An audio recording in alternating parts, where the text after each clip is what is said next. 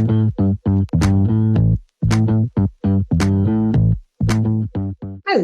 Cheryl here, the No Sugar Coach. Today is day 45 of my carnivore experiment.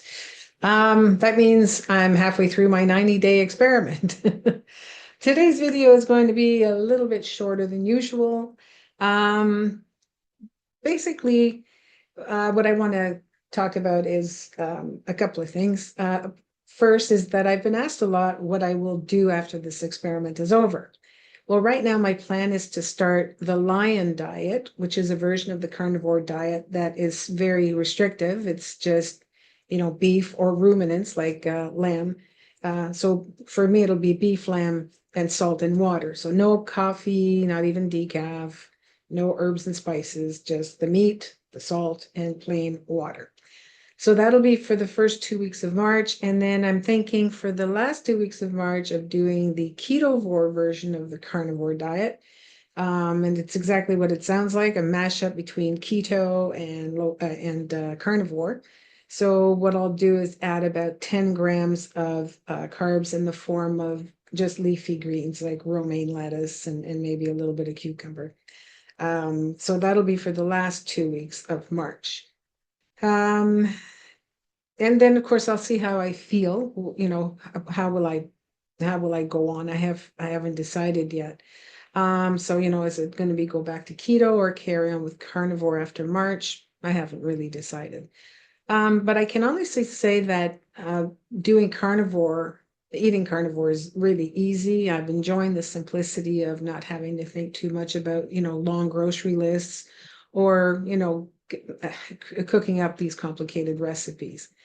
But to be honest, on the other hand, I am a foodie with a reputation for being a pretty darn good cook. And I've been inventing low carb and keto recipes for decades now. And as a matter of fact, I have a couple of cookbooks coming out at the end, not at the end of this year, but a little later on this year.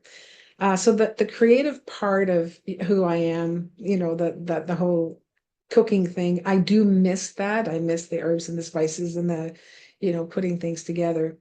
Yeah, so that will factor in on the decision for the end of the experiment. All right, so before I wrap up this very short video, I wanted to share something that I observed today, and I want it. It happened at the grocery store, and it was early in the day.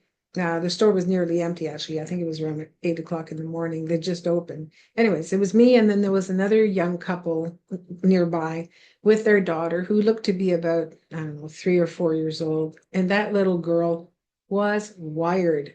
She was running around, she was screaming, she was touching everything. And I heard the dad say to to the mom, wow, that sugar must have kicked in. And they both chuckled. Now, I didn't chuckle. I asked myself, if sugar can change a child's natural disposition so drastically in a short period of time, what is it doing to their still forming brains? What is sugar doing in there to make a child suddenly act out for no apparent reason? Well, at least the parents, made the connection between the sugar and the behavior.